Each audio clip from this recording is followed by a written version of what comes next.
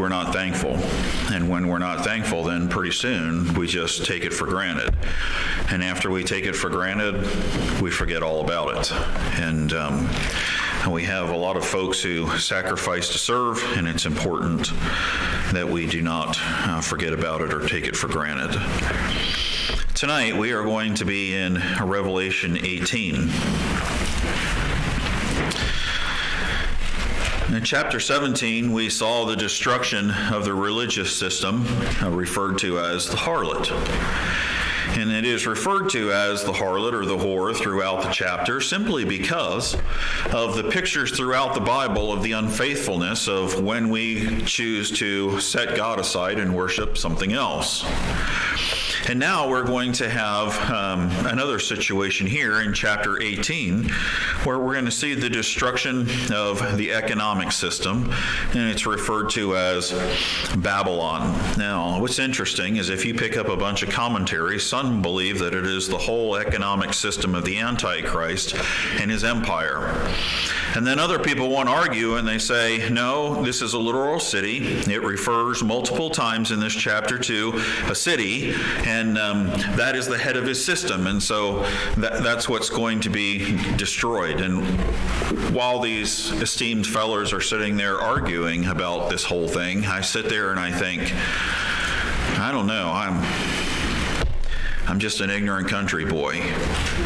But it appears to me that if you cut the head off of something, the whole thing eventually what? So isn't it both?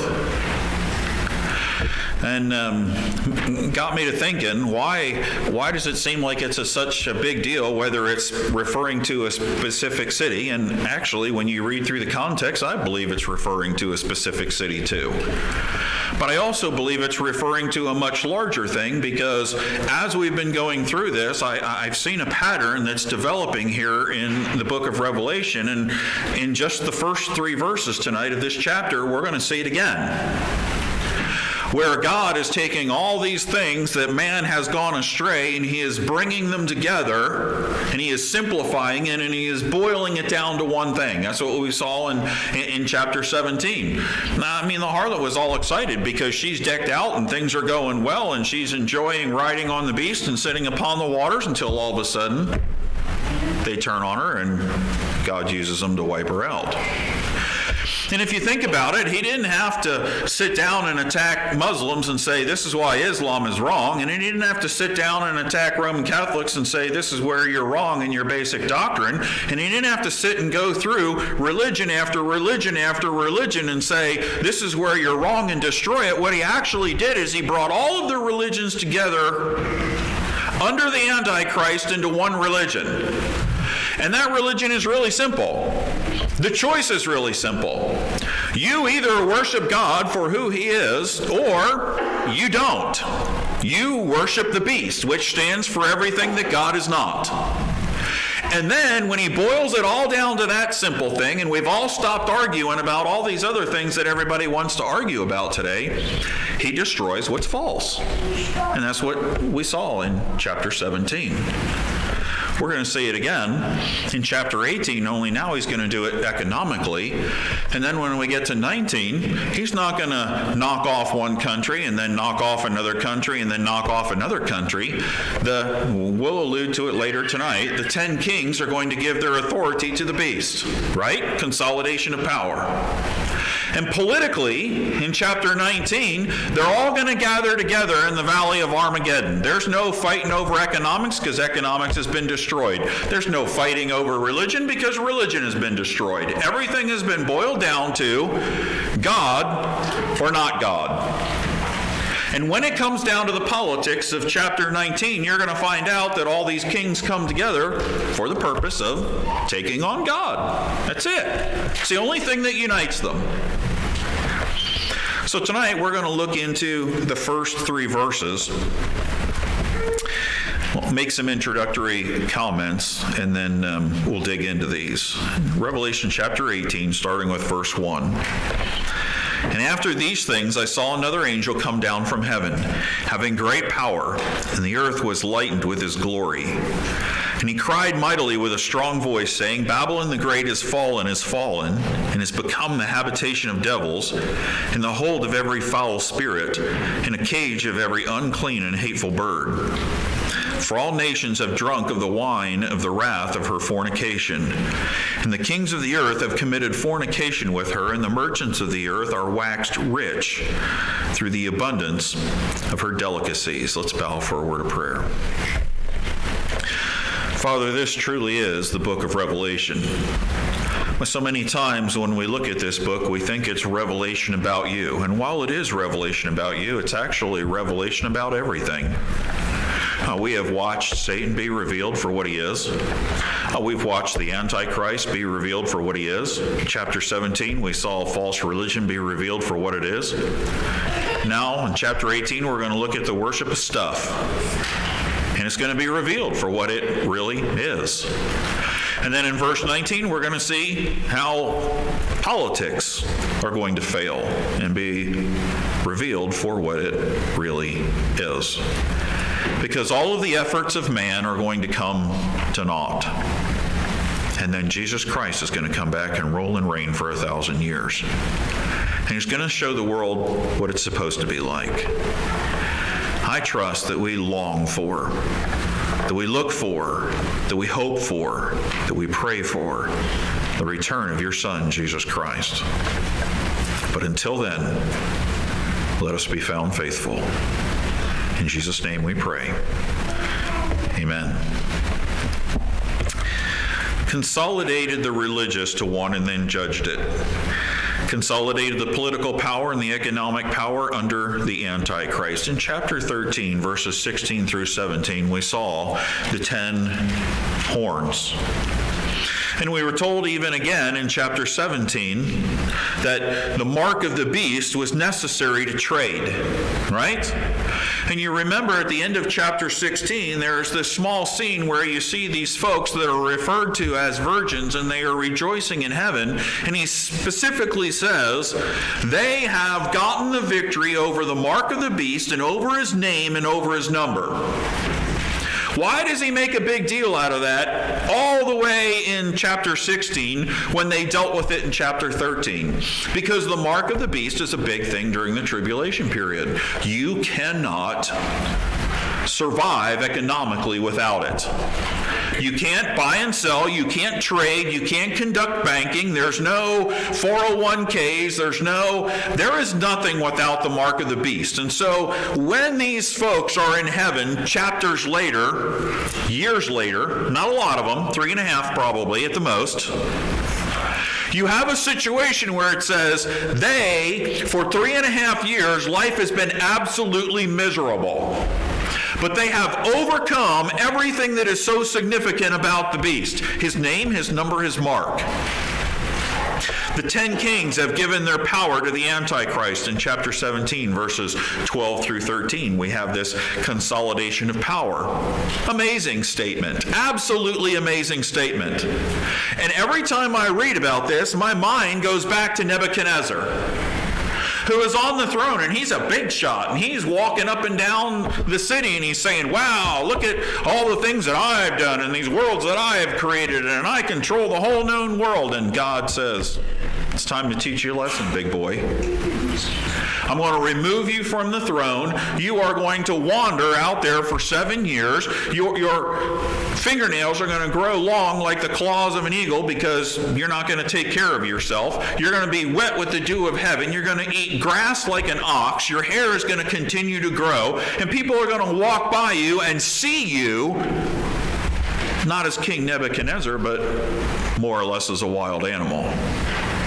And that wouldn't be shocking in and of itself, because who would worry about a wild animal who looks like that coming back and taking over the throne? I mean, nobody in their right mind would worry about Nebuchadnezzar coming back.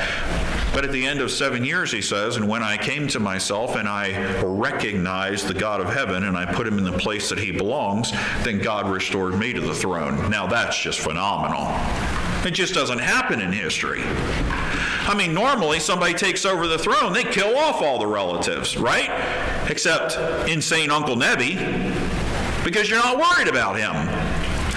But he comes back and he rules and he reigns again. So when these 10 kings willingly, knowingly give up their authority to the beast, that's a powerful statement. And it tells me that God is doing something. So it got me to thinking. I actually Googled the major stock markets of the world, and I found 17. Not going to mention all of them for sake of time. In the United States, we have the New York Stock Exchange, the Chicago Board of Trade, and the NASDAQ. Actually, 3 of the biggest in the world, by the way. London has theirs, Hong Kong has theirs, Tokyo has Japan's, Shanghai has China's. The Euro next is the specific one for the European Union. Toronto has one for Canada. Bombay has one for India. Deutsche Börse for Germany. I'm not a German scholar, you know. 6 Swiss for the Switzerland, Stockholm for Sweden, and Moscow for Russia. Those are the big ones. Add to that 7 more smaller ones around the world.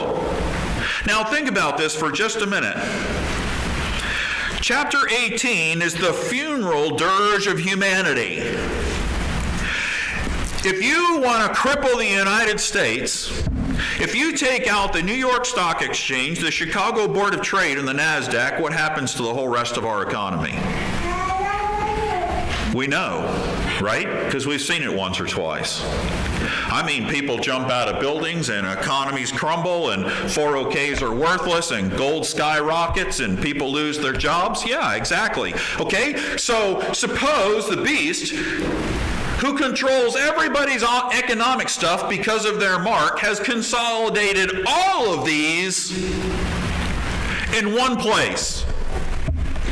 We'll just call it Babylon, shall we? And suppose God rains down fire and brimstone on Babylon and removes everyone's life savings and removes everyone's investments and everyone's retirement.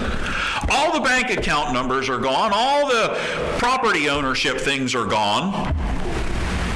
What would happen to the economy of the world? As if the seal judgments and the trumpet judgments and the vial judgments didn't already rain havoc, right? Do you understand what I'm saying? I mean, if you take out the literal city of Babylon, and it is the head of what the beast has been doing, and he has been consolidating power, and he has been forming everything into one, God doesn't have to wipe out the Tokyo Stock Exchange. All he has to do is take out Babylon. And I believe that's exactly what's being referred to right here. I want to go to Genesis chapter 10. Lance talked about this a long, long time ago in Sunday school. He actually said it was an interesting study to go throughout time and see the major centers that have been. Maybe I'll do that for Sunday school sometime. That'd be an eye-opener. I mean, honestly, folks, it'd be a real eye-opener. If you've never looked at any of it, it's kind of a little shock to the system. But in Genesis chapter 10, starting in verse 8, and Cush begat Nimrod. And then you have this phrase that doesn't seem like it's any big deal because we don't understand the language, and we don't have a lot of time to go into it tonight. But it says, and he began to be mighty one in the earth.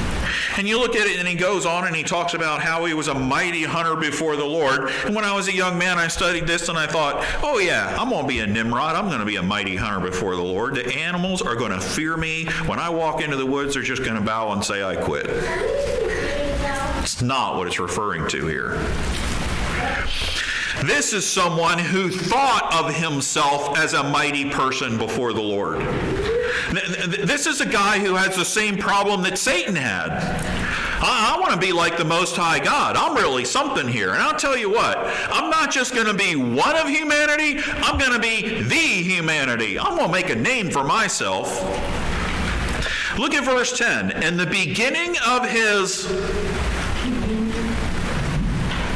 Now wait a minute. Where's Adam's kingdom? In fact, when you go back and you look, it doesn't use that term referring to other people, right? That's because everybody else doesn't think they're the dude, they're the head honcho. I am going to organize the world. I'm going to be the first world power. And I'm going to start it in this little town called Babel. Maybe that's why they built the Tower of Babel there, right? Because they're going to make a name for themselves. In fact, they're going to build this tower and they're going to climb up into heaven and they're going to prove that God didn't even exist.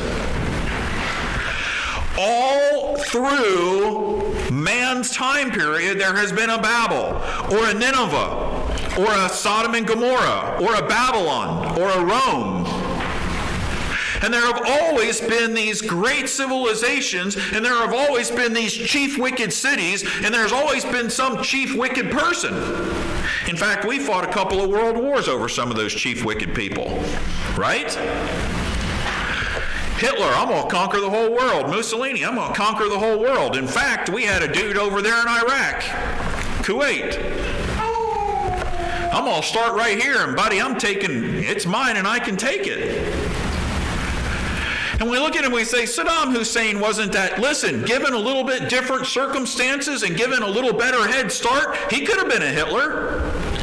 Because Satan always has folks like that waiting in the wings who are rising to power, and they want to be the next Nimrod. Everybody wants to be the next Nimrod until you get to the Antichrist.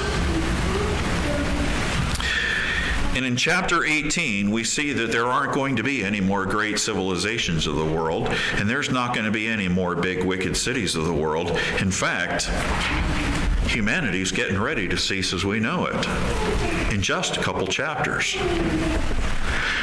That's the importance of what we start here in chapter 18. Go back with me to Revelation 18. We see an announcement of judgment. Remember, the last vial has been poured out, and all of this is included in the last vial. He's going to judge the religious, he's going to judge the economic, he's going to judge the political. And when it's all said and done, there's nothing left, and the ground has been laid for the return of Christ, for the millennial kingdom. The announcement of judgment. And after these things I saw another angel come down from heaven, having great power, and the earth was lightened with his glory. After these things always refers to a new vision. Now what's interesting is he says, after the explanation of the harlot, now that you understand what happened to the religious system, I want you to see what he's getting ready to do. So we need to keep in mind what he did with the religious system, because that bears a great deal on what's happening here in chapter 18. I saw another angel, Alos, another of the same kind. Oh my goodness, there are a whole bunch of commentaries. Yep, this is Jesus Christ coming back. The world is not ready for Jesus Christ to come back. They haven't finished the last judgments of the vial. He hasn't put down the economic system. He still has to deal with the political system. You'll know when Jesus Christ is coming back, because in chapter 19, it's pretty obvious who's coming back. You don't have to guess. What's interesting here is this might be the same angel from chapter 14, verse 8. Let's go back there. We can't hurry too much. You don't have anything else to do tonight anyway.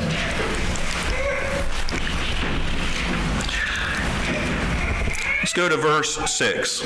I saw another angel fly in the midst of heaven, having the everlasting gospel to preach unto them that dwell on the earth, and to every nation and kindred and tongue and people. Remember that phrase? That's the unsaved people. Saying with a loud voice, fear God and give glory to him, for the hour of his judgment is come, and worship him that made heaven and earth and sea and the fountains of waters. This is a cry to give up the harlot and return to the only one that really is. And then you look at verse 8, and there followed another angel, Alos, saying, Babylon is fallen, that great city, because she made all nations drink of the wine of the wrath of her fornication. What's interesting is in verse 8, he uses a lot of the language that he also uses in chapter 18. And that's why I wonder, maybe it's the same angel. And then in verse 9, and the third angel followed them, saying with a loud voice. So really, when you go back and look in chapter 14, basically all you have here is Alos as being any one of three. And in verse 17, the only specifics we have are that one of the 7 angels that poured their vial out came to John to explain to him what was happening. And when we start chapter 18, he says, oh yeah, and by the way, another angel, maybe the one from chapter 14, maybe one of the 7 that was standing there pouring his vial out came over and said, yeah, now that he's done, I got to tell you something too. We don't know. Doesn't matter. What we do know is this angel, it says, come down from heaven. He is making a statement.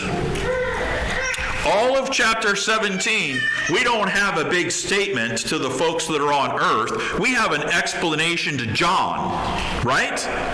And now he goes back in chapter 18 and he says, this isn't an explanation for John. This is for the whole world to see.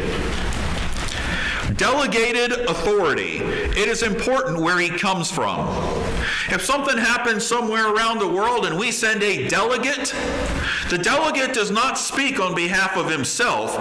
He speaks on behalf of the United States of America. And so when he speaks, he doesn't walk in there with 42 guns hanging off of him and say, you better clean your act up or I'll kill you. No, he walks in there in a business suit or whatever, and he sits down and as nicely and as politely as possible, he says, listen, you better knock it off or Uncle Sam's coming to visit. And he's not going to be as nice as I am. Basically, that's what the delegate does. The angel is coming down from heaven, and he's saying, you have ignored angels that have come before. Can you imagine an angel flying around in the midst of heaven, preaching the gospel and crying for repentance?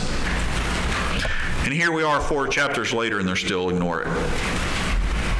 As if it's no big deal. As if it doesn't matter. This angel comes down with important delegated authority, and it says the earth was lightened with his glory. You say, why? Because he was a really, really, really holy angel? No, there's no such thing. The only thing really, really holy in heaven is God. It's because he is highly visible. He is drawing everyone's attention to what he has to say. You notice he speaks with a strong voice. He cried mightily with a strong voice. That's almost like repeating yourself, right? If I cry mightily, you've got to think it's a strong voice. But this is something that you are unable to ignore. Like in chapter 14, when the angel flew down and proclaimed the gospel. They couldn't ignore that. They heard it. They just chose not to believe it. This is the voice of authority. He lighted the earth with his glory that draws attention. And then he speaks with this really loud voice and he commands attention. You can immediately tell that the scene is far different from chapter 17 where John's getting this explanation of what's going on. What's the message? What's the big deal that's going on here? He says with a strong voice, Babylon the Great is fallen, and has become the habitation of devils and the hold of every foul spirit and a cage of every unclean and hateful bird. He has a very, very important message. I don't know if he expects people to believe him or not, but it doesn't change the authority and it doesn't change what he's doing. The King of Kings and Lord of Lords told him to go and do this, and so he very willingly comes down and does it. What's interesting to me is there is a twofold prediction here. Look at what he says. Babylon the Great is fallen. Is fallen. Why twice? I've read a lot of commentaries and guys are like, oh, it's no big deal. It's not. Yeah, it is a big deal. He's not stuttering. Go down to verse 6 and look at verse 6. We'll get there. Reward her even as she rewarded you, and double unto her, double according to her works. In the cup which she hath filled, fill to her. Okay, in chapter 17, the harlot's sitting there having a good time, drinking out of a golden goblet, and she is drinking what? The blood of the saints. that has intoxicated the world, right?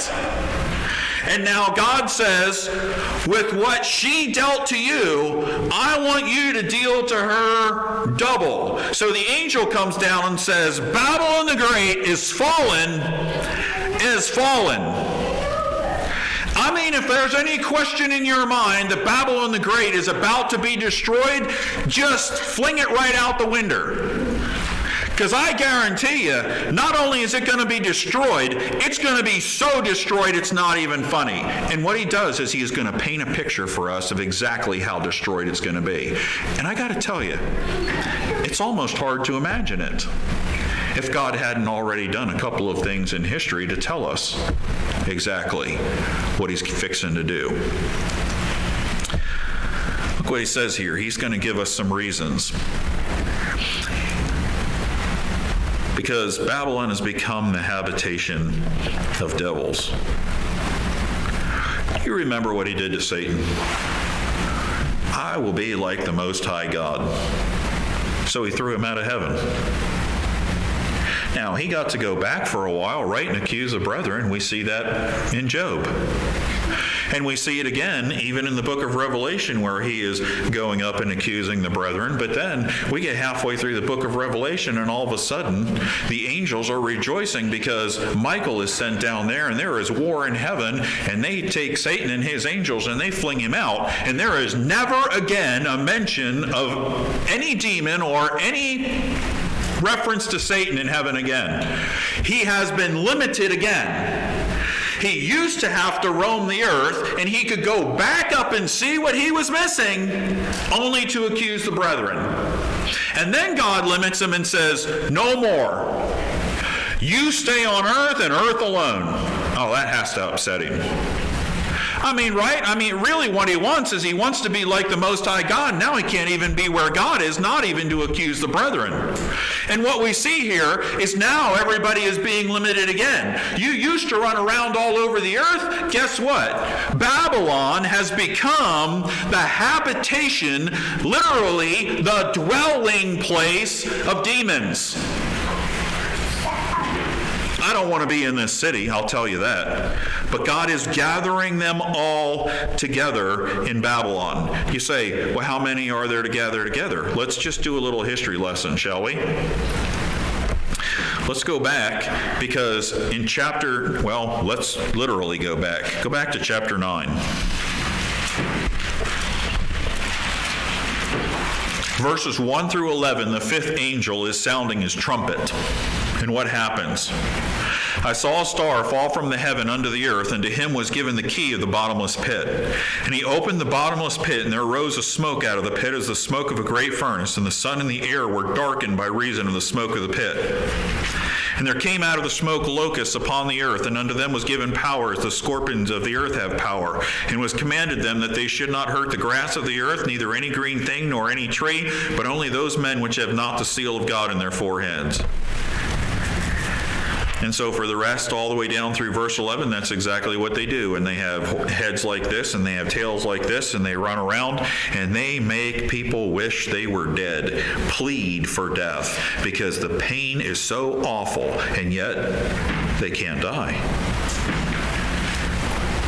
Do you ever remember in the passage where they get thrown back into the pit? Yeah, me neither. Okay, so what could possibly be worse than having this horde come out that is so thick and there's so many of them that it actually darkens the sky for a while? Well, I'll tell you, because look at the next trumpet, just in case you forgot, starting in verse 13. And the sixth angel sounded, and I heard a voice from the four horns of the golden altar which is before God, saying to the sixth angel which had the trumpet, loose the four angels which are bound in the great river. And Babylon sits on the Euphrates River. Little history lesson. And the four angels were loosed, which were prepared for an hour and a day and a month and a year, for to slay the third part of men. And the number of the army of the horsemen were 200,000. 200 million.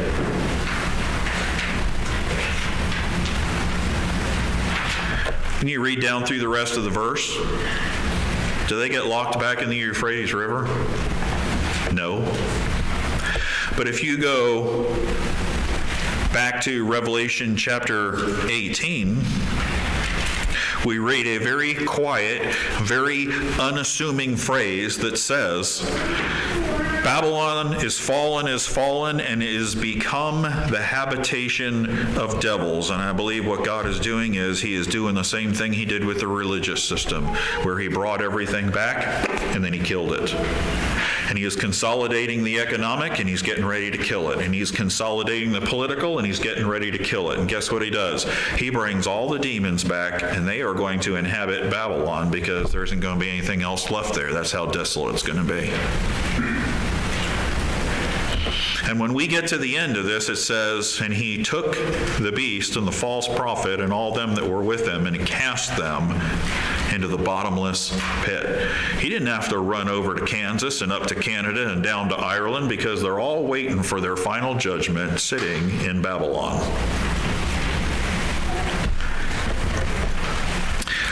Satan was cast out to the earth. Now he's gathered to Babylon all the rotten eggs in one basket. What's interesting, look at the next phrase, and the hold of every foul spirit. You know what a hold is?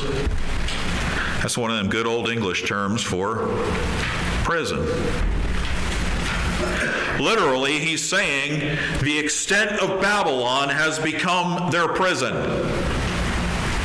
Foul spirit is a synonym for a demon. Then he goes on and he gives us a third picture of how desolate this place is going to be. And he says, a cage. He doesn't say a hotel where they're living life good. A cage of every unclean and hateful bird. Now, a lot of people say this is a picture of demons. I'm not so sure that that's true.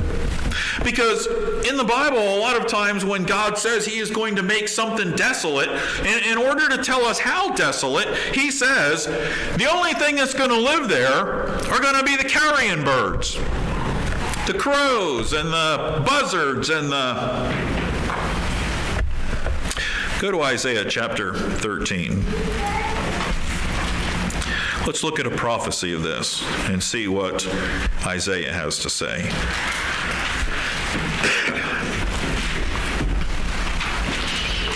Isaiah chapter 13, starting in verse 19.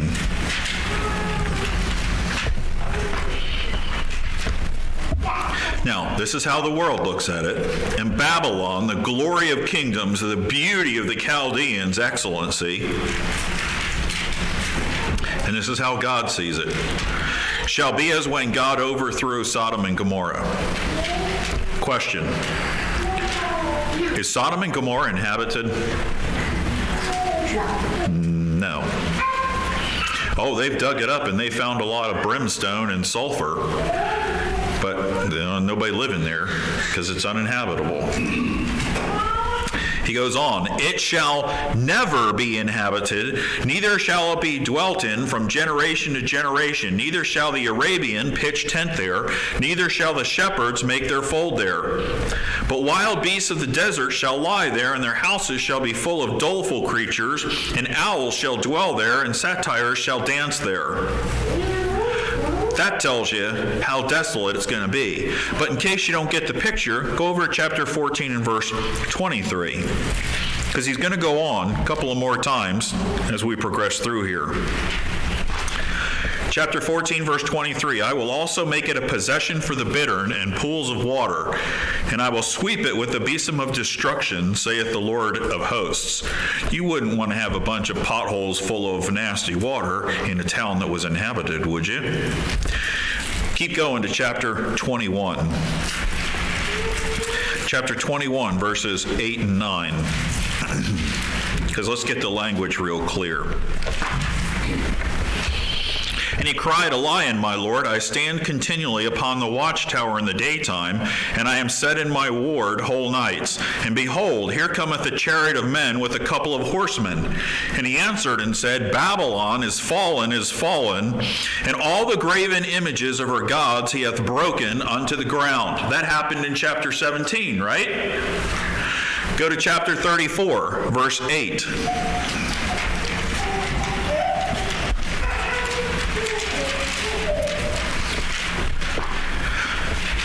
Starting in verse 8. For it is the day of the Lord's vengeance and the year of recompense for the controversy of Zion. And the streams thereof shall be turned into pitch, and the dust thereof into brimstone, and the land thereof shall become burning pitch. And it shall not be quenched night or day. The smoke thereof shall go up forever. From generation to generation it shall lie waste. None shall pass through it forever and ever. But the cormorant and the bittern shall possess it. The owl also and the raven shall dwell in it. And he shall stretch out upon it the line of confusion and the stones of emptiness. They shall call the nobles thereof to the kingdom, but none shall be there, and all her princes shall be nothing. And thorns shall come up in her palaces, nettles and brambles in the fortresses thereof. And there shall be an habitation of dragons and a court for owls. The wild beasts of the desert shall also meet with the beasts of the island, and the satyr shall cry to his fellow. The screech owl also shall rest there and find for herself a place of rest. There shall the great owl make her nest, and lay and hatch, and gather under her shadow. There shall the vultures all shall be gathered, every one with their mate. You know why they can have a nest there and raise their young there? You want to know why they meet their mates there? Because there's nobody in the city to run them off. What he's done here is he's given us three different examples and pictures of how desolate he is going to make this place. So we saw in chapter 17 that the whole world has been seduced by false religion. And in chapter 18 we see that the whole world has been seduced by materialism. The kings are going to pursue extravagance and luxury. Close tonight with verse 3 of Revelation 18. For all nations have drunk of the wine of the wrath of her fornication, and the kings of the earth have committed fornication with her. Now, notice that God says this is an inappropriate relationship. That's what fornication is, right? In other words, he doesn't say that the wealth is evil. What he says is the relationship with it is evil. They have gone after materialism. Merchants are getting rich. The kings are pursuing extravagance and luxury. Now, let's not forget the setting here. Okay? Very important that we remember the setting. What has just happened in chapter 16? 7 angels have come forth and done what? Poured out their vials. And mixed with their judgment is the wine of the wrath of Almighty God. So we're talking about, you remember? We're talking about horrifically incredible judgments. And the kings of the earth are doing what? Do you remember when Saddam Hussein was running wild and, we go in there to kick his hind end and you find out that he's been putting people in prison and feeding them through meat grinders and doing all kinds of stuff? Well, what was he living in while his people were living in poverty? Well, what was he living in while he was gassing the Kurds in the north? Right? What was Hitler living in while he's exterminating the Jews? What was Mussolini living in while he's probably killed more than Hitler? While they're exterminating whole religious groups, what are these guys doing? I mean, you go and you look at their palaces and they are living it up. And God says, guess what the kings of the earth are going to be doing here in the worst of times? I mean, the people that are under them are going to be having absolutely horrible conditions. Doesn't that kind of remind you of the times of the Knights? When the peasants can't even hardly feed themselves, but the king's sitting there in riotous living? I want to close real quickly with 2 passages. James chapter 5. Verses 1 through 5 is a warning. Go to now, you rich men, weep and howl for your miseries that shall come upon you. Well, I don't see how these rich men are going to be miserable. Your riches are corrupted, and your garments are moth-eaten. Your gold and silver is cankered, and the rust of them shall be a witness against you. And ye shall eat your flesh as it were fire. Ye have heaped treasure together for the last days. Behold, the hire of the laborers who have reaped down your fields, which is of you kept back by fraud, crieth. and the cries of them which have reaped are entered into the ears of the Lord of the Sabbath. You have lived in pleasure on the earth and been wanton. You have nourished your hearts as in the day of slaughter. And God's about ready to hand you the bill. But I want to go back to Daniel chapter 5, because this isn't the first time he's done this. Somebody else was doing this, and God handed him the bill too. And it should be a big warning to us, because if you remember when we were in Daniel chapter 5, this man got to see what happened to Nebuchadnezzar, and he didn't learn his lesson. Verses 1 through 9, Belshazzar the king made a great feast to 1,000 of his lords. How much money does it take to party for a month with 1,000 people? And he drank wine before the 1,000. Belshazzar, while he tasted the wine, commanded to bring the golden and silver vessels which his father Nebuchadnezzar had taken out of the temple. And basically, he's got all his wives, he's got all his concubines, he's got all these folks, they're drunk as can be, and he makes a very unwise decision. God sends his finger down and he writes on the wall, right? For sake of time, fast forward to verse 17. Then Daniel answered and said before the king, let thy gifts be to thyself and give thy rewards to another. Why? Because Daniel knows what's coming. And stuff doesn't matter when you know what's coming. I will read the writing unto the king and make known to him the interpretation. O thou king, the Most High God gave Nebuchadnezzar thy father a kingdom and majesty and glory and honor. And for the majesty that he gave him, all peoples, nations, and languages trembled and feared before him. And he goes on and he talks about what happened to him. Jump down to verse 23. But hast lifted up thyself against the Lord of heaven, and they have brought the vessels of his house before thee, and thou and thy lords, thy wives, and thy concubines have drunk wine in them. And thou hast praised the gods of materialism, the gods of silver and gold and brass and iron, wood and stone, which see not nor hear nor know. And the God in whose hand thy breath is, and whose are all thy ways, hast thou not glorified. Doesn't that sound like Revelation chapter 18?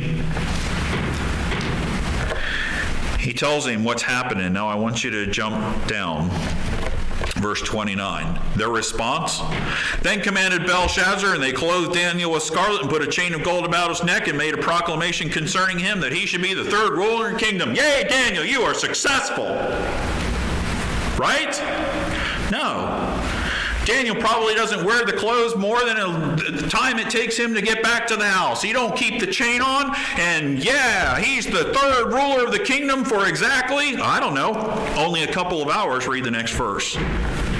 In that night was Belshazzar, the king of the Chaldeans, slain. You know why? Because he's having this wicked party with 1,000 people while there was an entire army outside the wall getting ready to kill him. And in Revelation chapter 18, guess what happens? The Antichrist and all his folks are partying, and Jesus Christ is standing at the door saying, I'm coming for you. Tonight, we are going to participate of our communion service. And every single time we do this, I always say, because it says on the front of our table, this too in remembrance of me. But this afternoon, I sat at my desk for just a minute, and I was looking out the window, and I came to this thought. I have always, with great anticipation, looked forward to the time when Jesus Christ is going to return. And the more I study the book of Revelation, my heart is kind of torn in two. Because I still look forward with great anticipation to the return of Jesus Christ, but I know that when that happens, it starts in motion all of the things that we have studied. And as we work our way through chapter 18, we are going to see the destruction of the economic system, and then in verse 19, the destruction of the political system. And we are going to see a world that absolutely hates him. Hates him. Vehemently hates him. Can I ask you a question? When you do something in remembrance of him, do you love him as strongly as they hate him? Gentlemen, would you come and prepare the table for us, please? As they're coming, turn to 1 Corinthians chapter 11.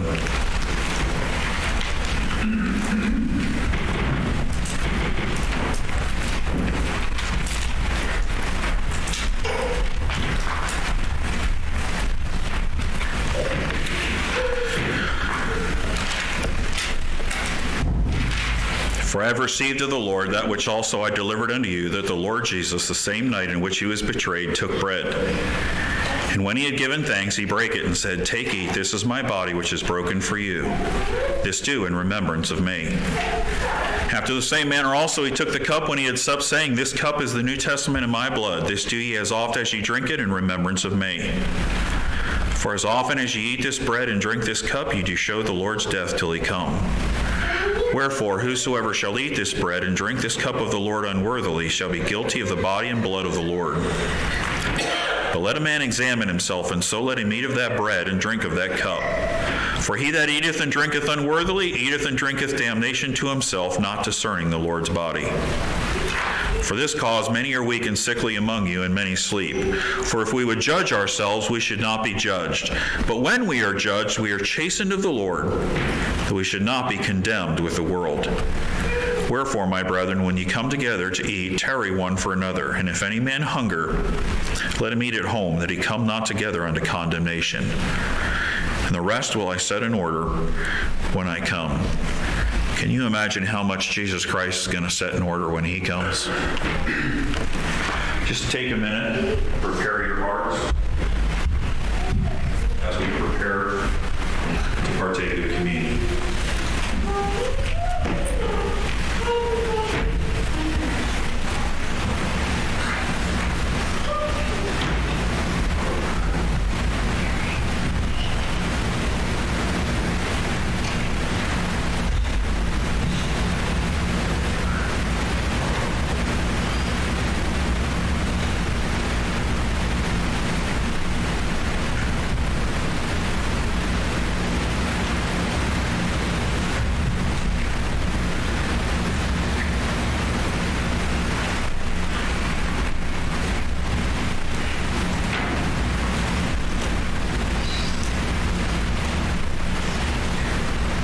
It says that night he took the bread and he blessed it and shattered the Eucharist. Bless the bread.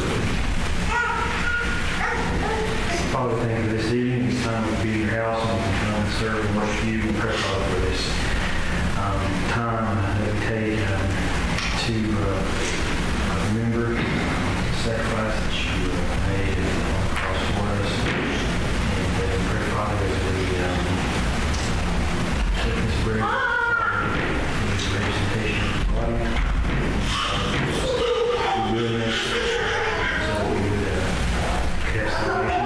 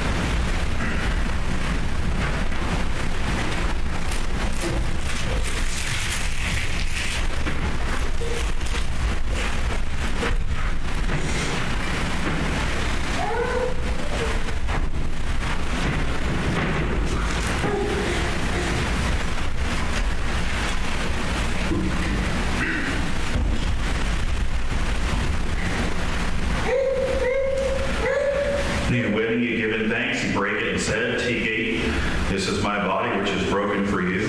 This do in remembrance of me.